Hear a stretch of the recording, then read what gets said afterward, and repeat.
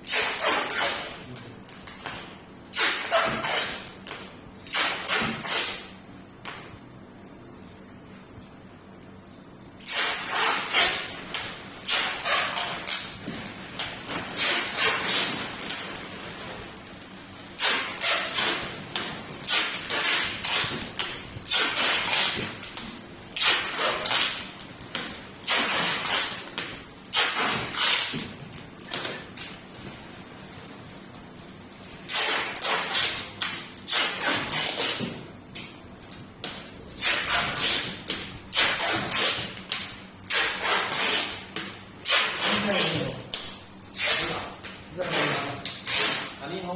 ใส่ในโรงเรือนตัดหมากผงเครื่องในโรงเครื่องสะดวกโอเคตั้งเดี๋ยวกินเลยเขา